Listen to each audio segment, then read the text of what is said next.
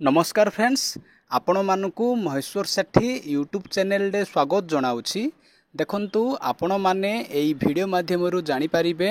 Cabinet बैठक रे जहाँ सब आलोचना हेछि मुख्यमंत्री मोहन चरण माझी सार कहउछंती जहाँ आपण माने एई वीडियो रु जानि परिबे। आपण को पाखरे मोर गोटे रिक्वेस्ट कि आपण माने वीडियो टिकु लास्ट पर्यंत देखंतु, कारण वीडियो टिकु लास्ट पर्यंत देखिबा द्वारा आपण माने संपूर्ण रूपे बुझी परिबे। जदि आपण आम चैनल को फर्स्ट टाइम पाई देखुछंती ताहाले वीडियो को गोटे लाइक करंतु, चैनल को सब्सक्राइब करी पाखरे थिबा बेल आइकन को प्रेस करी ऑल नोटिफिकेशन बटन को ऑन करंतु। सब्सक्राइब करबा द्वारा आपण माने सबुदिन नोटिफिकेशन पाई परिबे। आसंतु वर्तमान वीडियोटी को स्टार्ट करिबा। राज्य सरकारंकर कैबिनेट रो एक गुरुत्वपूर्ण बैठक थिला एवं सेथिरे 11टी विषय उपरे आलोचना हेइतिला। ता उपरे मु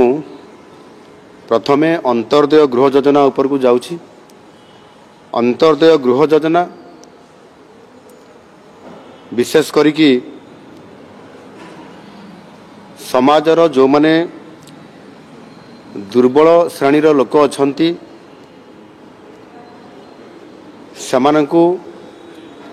अंत्योदय गृह योजना रे पक्का घर जोगई देबा एवं सेमानंकर जीवन धारणर मानर परिवर्तन आनिबा ये होची राज्य सरकारंकर गोटिए नुआ स्वतंत्र आमर योजना। विशेष करिकि एथिरे प्राकृतिक अथवा मनुष्यकृत विपर्यय रे क्षतिग्रस्त परिवार विभिन्न सरकारी विभिन्न जगार प्रकल्प मान होउछि एवं ये प्रकल्प हेबा द्वारा विस्थापित लोक माने मध्य होउछंती। एनु से विस्थापित परिवार मानकर पई भिन्नक्षम व्यक्ति मानकर जे मुख्य उपार्जनकारी थिबो तांको पई जंगल अधिकार आईन हिताधिकारी परिवार गृह रे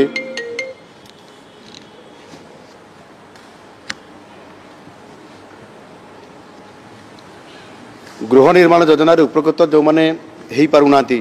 साधारणतः भाव रे जो प्रधानमंत्री आवास योजना रे जो लोक मान को योग्य हिताधिकारी घर दिया जाउछि सेमानंक भितर भी किछि लोक बेले बेले वंचित हो जाउछंती कोनसी ना कोनसी कारणरू। सेही योग्य परिवार को मध्य ये जो योजना जोटा अंतर्दय गृह योजना नुआ स्कीम करा गला राज्य सरकारंकर द्वारा एथिरे सेमानंक पक्का घर जोगै दिया जिवो। एथिरे जो प्रधानमंत्री आवास योजना रो जेभली भाव रे से घरर रूपरेख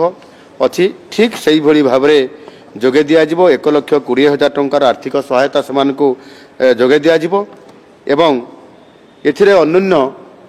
2,25,000 नूतन पक्का घर आसंता 3 वर्ष भितरे समान को तालिकाभुक्त करिकरी समान को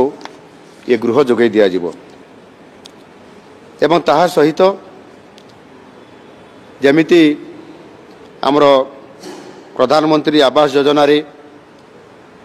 गोटाए बोनस देवार योजना करा जाइछि जो थरे कि गोटे घर जदि 4 मास भितरे से घर समाप्त हो जाउछि ताहले से 20,000 टंका बोनस पाउछि एवं 6 मास भितरे जदि घर को सारिबो ताहले 10,000 टंका बोनस पाउछि। एइटा मध्य से घर उपरे लागू करा जिवो। अर्थात जहाँ प्रधानमंत्री आवास योजना रे जो सिस्टम रे तांकर पाई बोनस रे व्यवस्था करा होउछि सेथिरे एमानकु मध्य सेथिरे लागू करा जाई पारिबो। विशेष करी कि आउ गोटे गुरुत्वपूर्ण कथा होउछि ये योजना रे जो पक्का घर पाई जो संज्ञा हमर अछि डेफिनेशन अछि ताकू आउ टिके सरलीकरण करा जाउछि। सेथिरे बेसिकली आगरे इंदिरा आवास घर थिला से समय रे आजबेस्टस घर दिया जाउथला, टाइल घर दिया जाउथला, टीण घर भी दिया जाउथला एवं से घर गुडी को कच्चा घर हिसाब रे ग्रहण करा जाउछि। केवल सीमेंट जोड़े कांथ सहित आरसीसी छात को पक्का घर मान्यता एथिरे ରଖାଯାଉଛି। ପରିବାରର ସଂଜ୍ଞାକୁ ମଧ୍ୟ ଆଉ ଟିକେ ସରଳୀକରଣ କରାଯାଇକି ଯୋଜନାରେ ପରିବାରର ଅର୍ଥ ସ୍ୱାମୀ, ସ୍ତ୍ରୀ ଏବଂ ନିର୍ଭରଶୀଳ ପିତାମାତା ଆଉ ସନ୍ତାନକୁ ବୁଝାଯାଉଛି। ଏହାଦ୍ୱାରା ସୃଷ୍ଟି ହୋଇଥିବା ନୂଆ ପରିବାରମାନେ ଯେଉଁମାନେ ଏଥିରେ ଏଇ ଯେଉଁ ତାଲିକାଭୁକ୍ତ ହେବେ ସେଇମାନେ ହିଁ ଏ ଯୋଜନାରେ ସିଧାସଳଖ ଭାବରେ ସେମାନେ ଉପକୃତ ହୋଇପାରିବେ। ଆଉ ଏଇ ଯୋଜନା ପାଇଁ 7,550 କୋଟି ଟଙ୍କା ବ୍ୟୟବରାଦ କରାଯିବ ଏବଂ ସମସ୍ତଙ୍କୁ ଯେଉଁମାନେ ଏଇ ଯୋଜନା ଅନ୍ତର୍ଭୁକ୍ତ ସେମାନେ ହେବେ ଏବଂ ସେହି ଅନୁସାରେ ସିଲେକ୍ସନ୍ ହେଇକରି ଆସିବେ ସେମାନଙ୍କୁ ନିରନ୍ତର ଭାବରେ ତାଙ୍କୁ ପକ୍କା ଘର ଏଇଭଳି ଭାବରେ ଯୋଗାଇ ଦିଆଯିବ। ଦ୍ୱିତୀୟରେ କ୍ରୀଡ଼ା ଆଉ ଯୁବ ସେବା ବିଭାଗ ତରଫରୁ ବିଶେଷ କରିକି ତୃଣମୂଳ ସ୍ତରରେ କ୍ରୀଡ଼ାର ଭିତ୍ତିଭୂମିକୁ ଏବଂ କ୍ରୀଡ଼ାର ମାନ ଉନ୍ନତି କରିବା ସହିତ ଯେଉଁ ପିଲାମାନେ ଭଲ କ୍ରୀଡ଼ା ପ୍ରଦର୍ଶନ କରିବାର ଲକ୍ଷଣ ଦେଖାଯାଏ କିନ୍ତୁ ଭିତ୍ତିଭୂମିର ଅଭାବ କାରଣରୁ ସେମାନଙ୍କର ଉନ୍ନତି ହୋଇପାରିନଥାଏ, ଯେଉଁଥିରେ କି ସେମାନେ ରାଜ୍ୟ ସ୍ତରରୁ ଜାତୀୟ ସ୍ତର ଅନ୍ତର୍ଜାତୀୟ ସ୍ତର ପର୍ଯ୍ୟନ୍ତ ଯିବା ପାଇଁ ପ୍ରୋତ୍ସାହନ ଅଭାବ କାରଣରୁ ସେମାନେ ମଧ୍ୟ ଆଗକୁ ଯାଇପାରୁନାହାନ୍ତି। ତାକୁ ଆଧାର କରିକି ଆମ ସରକାର ନୂଆ ସରକାର ତୃଣମୂଳ ସ୍ତରରେ କ୍ରୀଡ଼ା ଭିତ୍ତିଭୂମିକୁ ସୁଦୃଢ଼ କରିବା ଉଦ୍ଦେଶ୍ୟରେ ଗତକାଲି ରାଜ୍ୟ କ୍ୟାବିନେଟ୍ ବୈଠକରେ ଏକ ଗୁରୁତ୍ୱପୂର୍ଣ୍ଣ ନିଷ୍ପତ୍ତି ନିଆଯାଇଛି। ଏଥିରେ ରାଜ୍ୟରେ ଯେଉଁ 314ଟି ବ୍ଲକ ଅଛି 314ଟି ବ୍ଲକରେ ବ୍ଲକ ସ୍ତରୀୟ ଷ୍ଟାଡିୟମ ନିର୍ମାଣ କରାଯିବ ଏବଂ ଏଥିପାଇଁ ଏକ ନୂତନ ଭାବରେ ଏକ ନୂଆ ଯୋଜନା ମଧ୍ୟ ଏହା ଅନୁମୋଦନ କରାଯାଇଛି। ଏହି ଯୁଗାନ୍ତକାରୀ ପଦକ୍ଷେପ ସମଗ୍ର ଓଡ଼ିଶାରେ ସୁସ୍ଥ ଜୀବନଯାପନକୁ ପ୍ରୋତ୍ସାହିତ କରିବା ସହିତ ଦୃଢ଼ କ୍ରୀଡ଼ା ପରିବେଶକ ସୃଷ୍ଟି କରିବ, ଯେଉଁଥିପାଇଁ ଆଗାମୀ ଦିନରେ ଅନେକ ଜାତୀୟ ସ୍ତରର ପ୍ରତିଭାବାନ ଖେଳାଳିମାନଙ୍କୁ ପାଇପାରିବ। ଆନ୍ତର୍ଜାତିକ ମାନର କ୍ରୀଡ଼ାବିତ୍ ସୃଷ୍ଟି ହେବାର ଏବେ ଯେଉଁ ପ୍ରତିବନ୍ଧକ ରହୁଛି ଆଉ ତାକୁ ଦୂରୀଭୂତ କରିବା ପାଇଁ ହିଁ ଏ ଭିତ୍ତିଭୂମିର ବହୁତ ବଡ଼ ଗୋଟିଏ ଆମ ସରକାର ଚିନ୍ତା କରିଛନ୍ତି ଏବଂ ତାକୁ ମଧ୍ୟ ଅନୁମୋଦନ କରିଛନ୍ତି। ଏଥିରେ ବିଶେଷ କରିକି ଆମର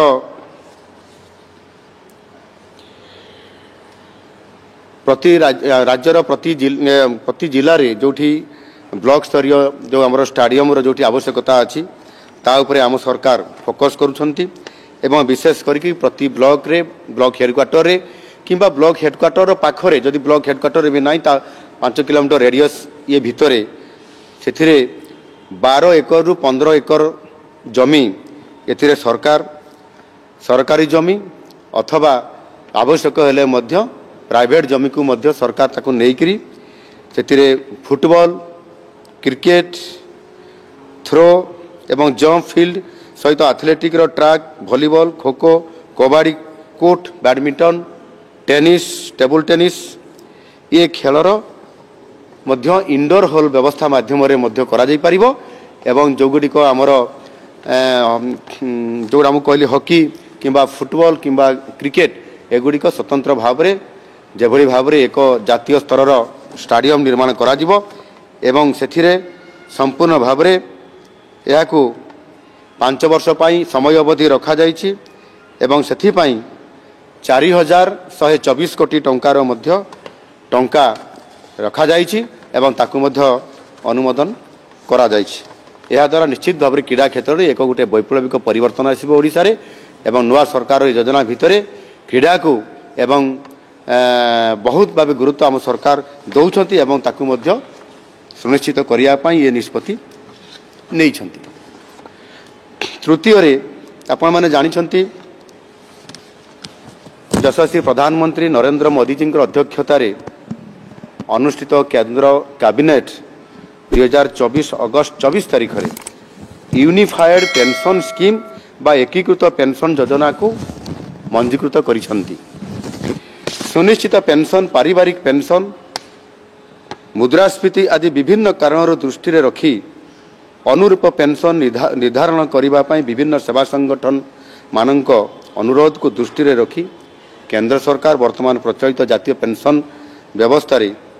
याकू आहुरी किबरी अधिक सुधार अणा जाई पारिबो एवं एकीकृत पेंशन बा यूनिफाइड पेंशन स्कीम याकू कार्यकारी करिसंती। आ एप्रिल 2025 पहिला ठारू कार्यक्रम हवा पाई केंद्र सरकार लक्ष्य रखिछंती। सही अनुजाई ओडिशा सरकार मध्य एही एकीकृत पेंशन योजना बा यूपीएस को राज्य सरकारी कर्मचारी मानकर पाई कार्यकारी करिवा पाई मोटामोटी भाव में निष्पत्ति ए कैबिनेट रे नहीं छंती। जेउ कर्मचारी माने एनपीएस नेशनल पेंशन स्कीम व्यवस्था रे पेंशन पाइबा पाई योग्य विवेचित हेई छंती सेमानंकर पाई एही व्यवस्था लागू करिवा निमंते राज्य सरकार कैबिनेट रे विधिवत भाव में निष्पत्ति नहीं छंती। एकीकृत पेंशन योजना बा यूपीएस रो प्रमुख तांकर बड़ वैशिष्ट्य गुड़िक पाखरे रखिया चाहूँगी जोटा सुनिश्चित पेंशन 25 वर्षर सर्वनिम्न योग्यता अर्जनकारी सेवा अवधि पाई अवसर पूर्वर 12 मासरे मिलिथिबा हाराहारी मूल दरमा बा बेसिक पेर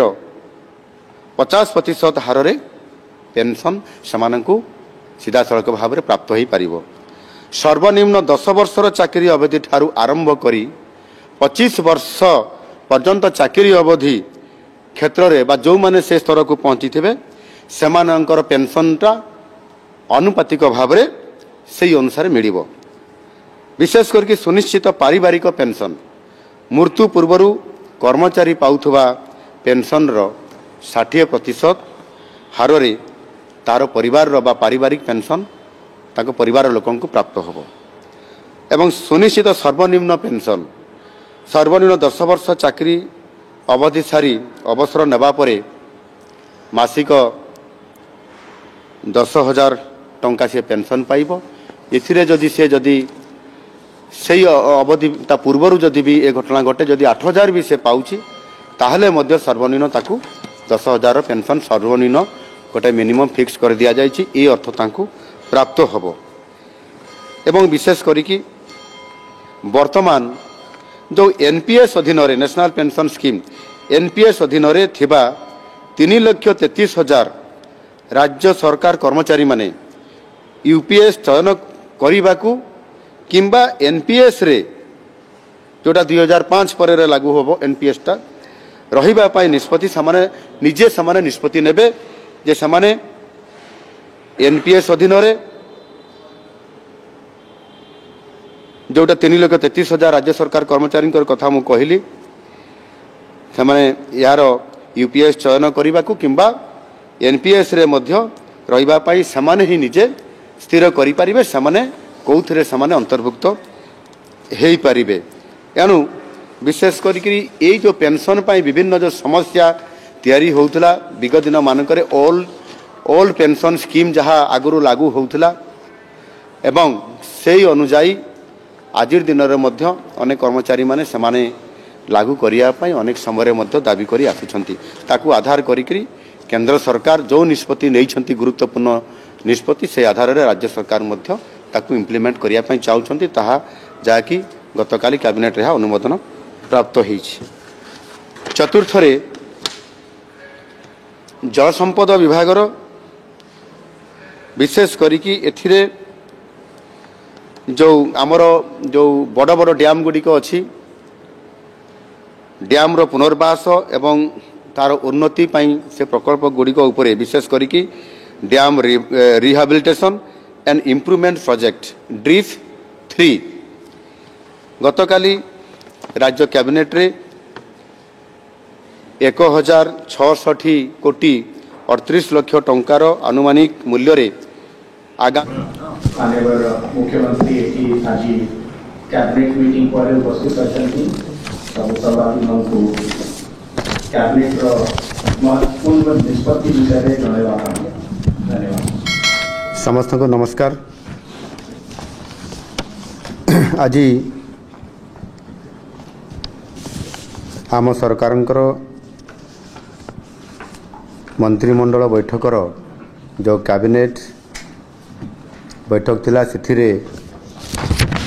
विशेष करके 10टी विषय थिला। ये 10टी विषय उपरे गुरुत्वपूर्ण विषय गुड़िक थिबारु बहुत समय धरिकी एथिरे कैबिनेटर समस्त सदस्यंकर उपस्थिति रे ये आलोचना होगी अनुमोदन मध्य लाभ करिछि। विशेष करके नुआ सरकार आसिला परे ओडिशार लोकंकर जनसाधारणकर विभिन्न प्रकार आशा आकांक्षा को भित्ति करी एवं दाबी करा जाइथिबा विभिन्न कथा को भी आधार करी बहुत समय रे कैबिनेट रे प्रस्ताव आसे एवं प्रस्ताव गुड़िक मध्य आलोचना परे तर्जमा करागला परे सर्वसम्मति क्रमे पुणी ताकू गृहीत होईछि। प्रथम कथा होछि विद्यालय और गणशिक्षा विभागर आपण माने समस्ते जानिछंती गत सरकार समय रे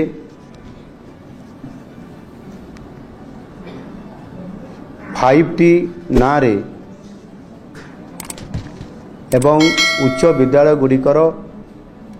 रूपांतरण करा जिबा ना रे अनेक स्कूल को स्मार्ट स्कूल करा जाइथिला एवं से स्मार्ट स्कूल गुड़िकर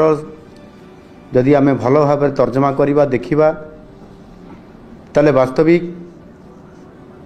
5T किंबा स्मार्ट स्कूल संज्ञा कौन से आधार रे आमे जो ताहार गोटे स्वतंत्र ताहार गोटे गाइडलाइन रहिबा कथा स्वतंत्र भाव में तार DPR रहिबा कथा से आधार रे करा जिबा कथा। मते जहाँ लगिला जे उच्च विद्यालय गुड़ी को स्मार्ट स्कूल करने ना रे रूपांतरण करने ना रे 5T विभाग द्वारा करा जिबा ये प्रकार गोटे जेभली भाव ओडिशार लोकन को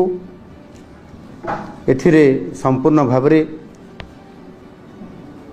स्मार्ट स्कूल करने ना रे जेभली भाव बिना योजना रे बिना एस्टिमेट रे एवं DPR न थाई करी ये कार्यक्रम करवा ओडिशा रो लोक मान को गोटे धक्का देवा सदृश होइछि। पुराना कांथरे रंग देवा एवं स्मार्ट बोर्ड करवा ठू आरंभ करी और कंप्यूटर ठू आरंभ करी स्मार्ट क्लासरूम करवा समस्त कथा को एवं जो विद्यालय को घोषणा करा जाइतला सेथिरे भित्तिभूमि रो अभाव थिला सेथिरे मैन पावर बा टीचर रो अभाव थिला आनुषंगिक कौन सी व्यवस्था पूर्णांग दिया जाई नथिला। गोटाए स्कूल रो संपूर्ण भाव रे तार DPR रहिबा कथा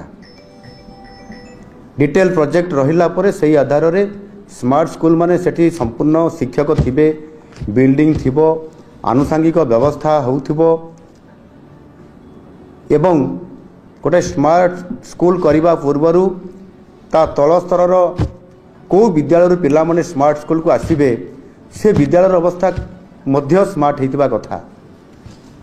अर्थात गोटे फीडर स्कूल तार रहिबा कथा गोटे स्मार्ट स्कूल रो फीडर स्कूल किए जो पंचायत रे गोटे स्मार्ट स्कूल करागला से पंचायत रो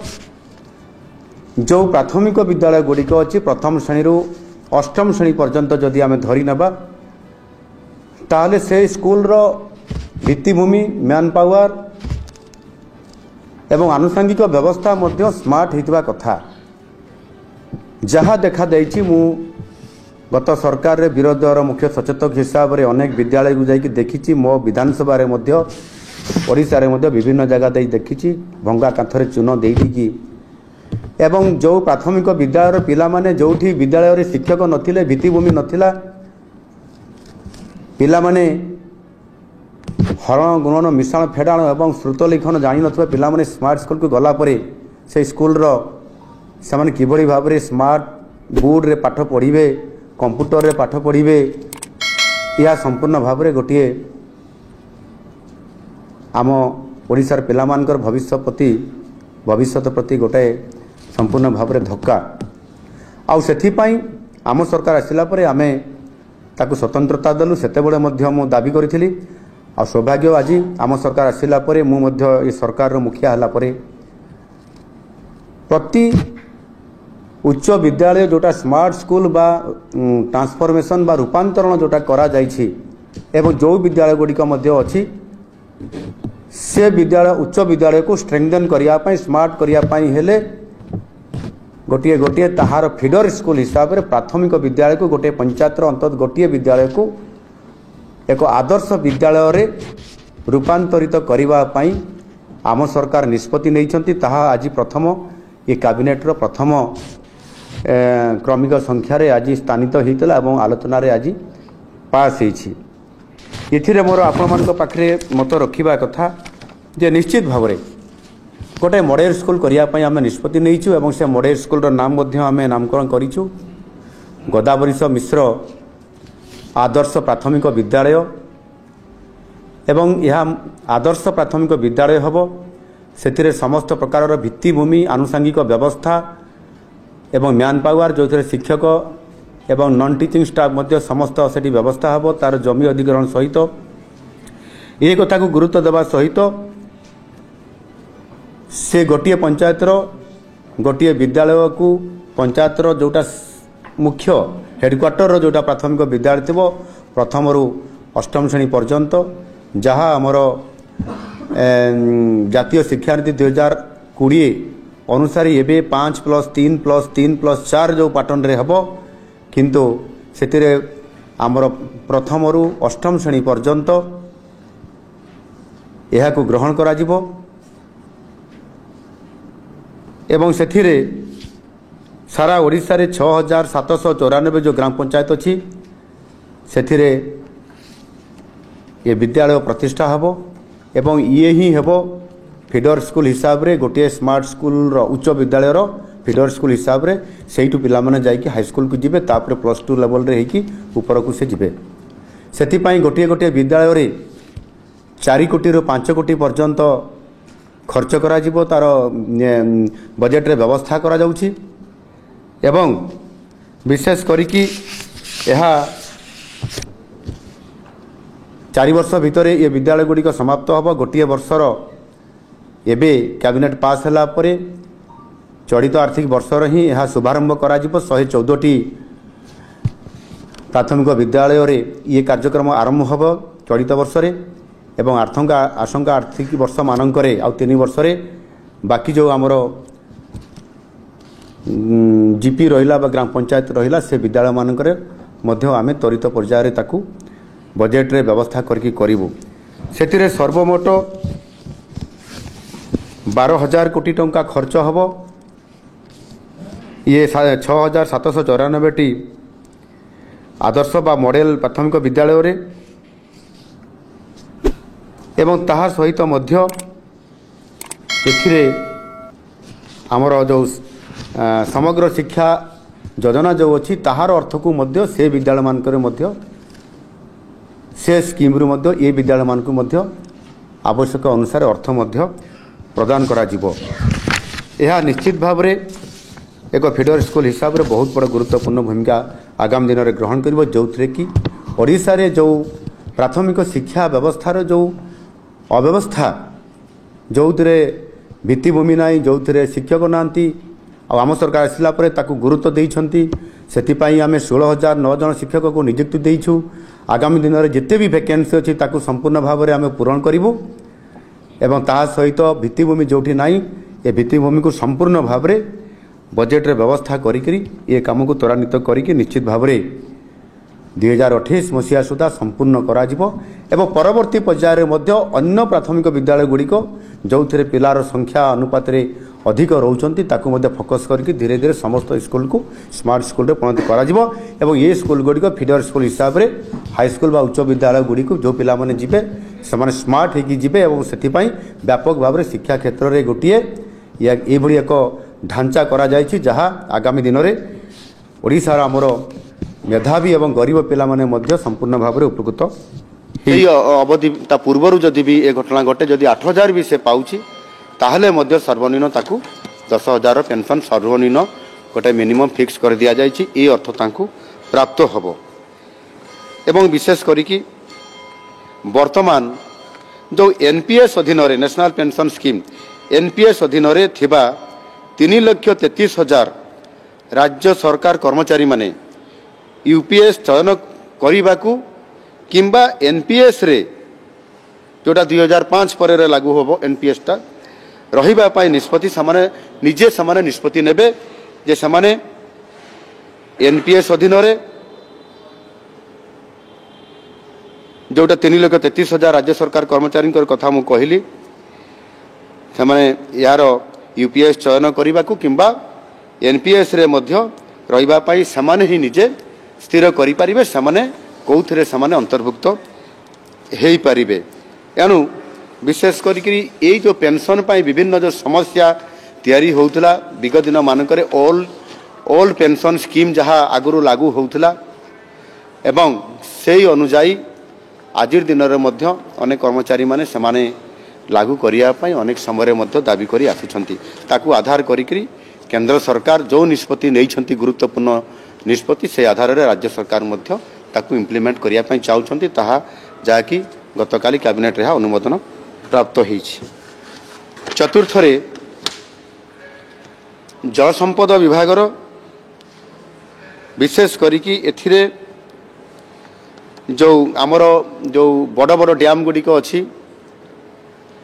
डैम रो पुनर्वास एवं तार उन्नति पाई से प्रकल्प गुड़िक उपरे विशेष करी dam rehabilitation and improvement project DRIP 3 गतकाली राज्य कैबिनेट रे 1,066 कोटी 38 लाख टंकार आनुमानिक मूल्य रे आगामी 6 वर्ष मध्य अर्थात 2025-26 रु 2030-31 आर्थिक वर्ष भितर यही समय भितर विश्व बैंक एवं एशियन इंफ्रास्ट्रक्चर इन्वेस्टमेंट बैंक सहायता रे जो मु कहली drip 3 dam rehabilitation and improvement project 3 कार्यकारी करिबा पाई राज्य कैबिनेट रे यह निष्पत्ति होईछि एवं यह अधीन 3टी प्रकल्प कार्यकारी हेबा पाई स्थिर होईछि। एही प्रकल्प गुड़िक हैला हीराकुद डैम रो बाम डाइक रे अतिरिक्त स्पिलवे निर्माण